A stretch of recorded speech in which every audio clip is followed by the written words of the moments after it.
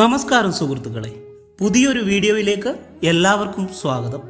ഇന്ന് നമ്മളിവിടെ പറയുന്ന വിഷയം ഒരു പെണ്ണിന് ഒരു ആണിനോട് പ്രണയം തോന്നാൻ എന്തെല്ലാം കാര്യങ്ങൾ നടക്കണം എന്നതിനെക്കുറിച്ചാണ്.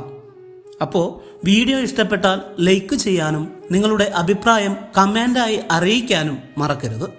എങ്ങനെയാണ് ഒരാൾക്ക് മറ്റൊരാളോട് പ്രണയം തോന്നുന്നത്? പ്രണയം തോന്നാൻ ഒരുപാട് കാരണങ്ങൾ ഉണ്ടെങ്കിലും ഏറ്റവും പ്രധാനപ്പെട്ട ചില കാരണങ്ങളാണ് നമ്മൾ ഇന്നിവിടെ ചർച്ച ചെയ്യുന്നത്. അതിലൊന്നാമത്തെ കാരണം എന്ന് പറയുന്നത് ഫിസിക്കൽ അട്രാക്ഷൻ തന്നെയാണ്. പരസ്പരം കാണുമ്പോഴുള്ള ഒരു ആകർഷണം. ഇത് തന്നെയാണ് പ്രണയം മനസ്സിൽ മുട്ടിടുന്നതിന് കാരണമാകുന്നത്.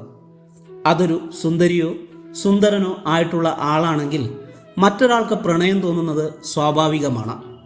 അങ്ങനെയുള്ളവർക്ക് പ്രണയ അഭ്യർത്ഥനകൾ കൂടുന്നതും സ്വാഭാവികമാണ്. അങ്ങനെയുള്ളവർക്ക് സ്കൂൾ പ്രായം തൊട്ടേ അവരുടെ സൗന്ദര്യം ഇല്ലാതാകുന്ന കാലം വരെ അവർക്ക് പ്രണയ അഭ്യർത്ഥനകൾ വന്നുകൊണ്ടേയിരിക്കും. ഇതിൽ രണ്ടാമത്തെ കാരണമെന്ന് പറയുന്നത് സ്ഥിരമായി കാണാനുള്ള സാഹചര്യം. നമ്മൾ ഏതെങ്കിലും ഒരാളെ എവിടെയെങ്കിലും വെച്ച് കണ്ടാൽ പിന്നെ നമ്മൾ കാണുന്നില്ല, നമുക്ക് പ്രണയം തോന്നുന്നില്ല. എന്നാൽ സ്ഥിരമായി ഒരാളെ കാണുന്നുണ്ടെങ്കിൽ അവിടെയാണ് നമുക്ക് പ്രണയം തോന്നാനുള്ള ചാൻസ് കൂടുതലായി വരുന്നത്. നേരത്തെ പറഞ്ഞ ഫിസിക്കൽ അട്രാക്ഷൻ ഉള്ള ഒരാളാണെങ്കിൽ അയാളുടെ ചിത്രം നമ്മുടെ മനസ്സിൽ നിലനിൽക്കുന്നതിന് ഈ സ്ഥിരമായി കാണാനുള്ള സാഹചര്യം വഴിയൊരുക്കുകയാണ്. ഈ ഒരു സാഹചര്യമാണ് പ്രണയം സൃഷ്ടിക്കുന്നതിനുള്ള രണ്ടാമത്തെ കാരണം. എന്നുവെച്ച് എല്ലാവരും ഇതിനകത്ത് അകപ്പെടണം എന്നല്ല പറയുന്നത്. എന്നാൽ മാനസികമായി 90% പേരും ഇതിനകത്ത് അകപ്പെടാൻ ചാൻസ് വളരെ അധികമാണ്. സ്ഥിരമായി കാണാനുള്ള സാഹചര്യം ഇവരുടെ മനസ്സിൽ പ്രണയം സൃഷ്ടിക്കാനുള്ള സാഹചര്യം വളരെ അധികമാണ്. മൂന്നാമത്തെ കാരണം എന്ന് പറയുന്നത് കമ്മ്യൂണിക്കേഷനാണ്. നമുക്ക് മറ്റൊരാളുമായി കമ്മ്യൂണിക്കേഷൻ ചെയ്യാനുള്ള സാഹചര്യം ഉണ്ട് എങ്കിൽ നമുക്കവിടെ പ്രണയം ഉണ്ടാകാനുള്ള സാധ്യത വളരെ കൂടുതലാണ്. നേരത്തെ പറഞ്ഞ 2 പോയിന്റുകളിലും തൃപ്തിപ്പെടുന്നവർ ആണ് എങ്കിൽ അവർക്ക് പ്രണയം തോന്നാനുള്ള സാഹചര്യം വളരെ കൂടുതലാണ്. അതുകൊണ്ട് തന്നെ അവർ അവരുടെ പോസിറ്റീവ് സൈഡ് മാത്രമായിരിക്കും അപ്പോൾ പുറത്തു കാണിക്കുക.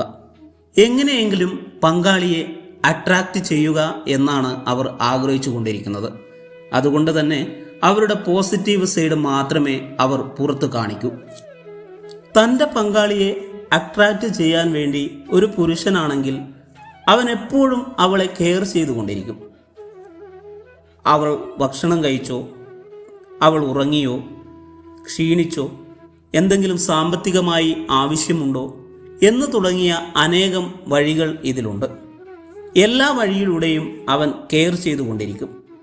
കെയർ ചെയ്താൽ മാത്രമേ അവർ പ്രണയത്തിൽ വീഴൂ എന്ന് അവൻ കൃത്യമായി മനസ്സിലാക്കിയിട്ടുണ്ടാകും, അല്ലെങ്കിൽ അവൻ അറിയാം.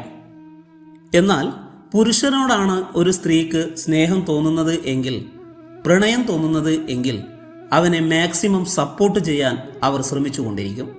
അവനെ മനസ്സിലാക്കാൻ ശ്രമിച്ചുകൊണ്ടിരിക്കും. അവനെ ഉയരങ്ങളിലെത്തിക്കാൻ വേണ്ടി അവർ എപ്പോഴും പ്രയത്നിച്ചു കൊണ്ടിരിക്കും. അവനെ മനസ്സിലാക്കുകയും അവനെ ഉയരങ്ങളിൽ എത്തിക്കാൻ സഹായിക്കുകയും സപ്പോർട്ട് ചെയ്യുകയും ചെയ്യുന്നത് ഏതൊരു സ്ത്രീയാണോ, ഏതൊരു പെണ്ണാണോ ആ പെണ്ണിനോടായിരിക്കും അവന് കൂടുതൽ സ്നേഹം.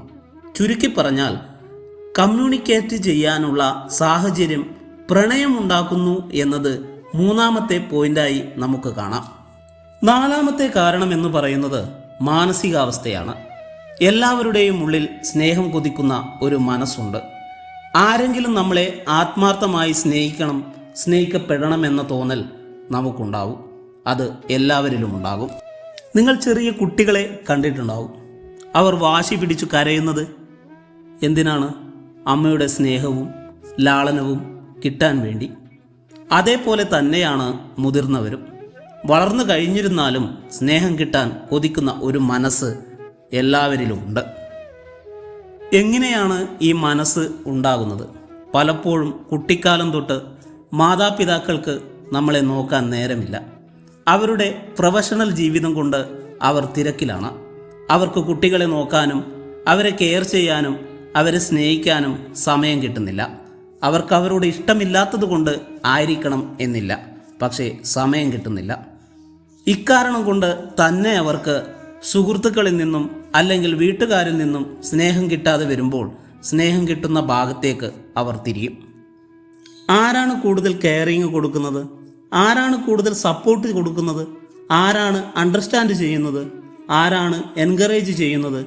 അവരിലേക്ക് അവർ തിരിയുന്നു. ഉദാഹരണം പറയുകയാണെങ്കിൽ, പ്രകാശം ലഭിക്കുന്ന ഭാഗത്തേക്ക് ചെടികൾ ചെരിയുന്നത് പോലെ പ്രണയം അവരിലേക്ക് മാറുന്നു.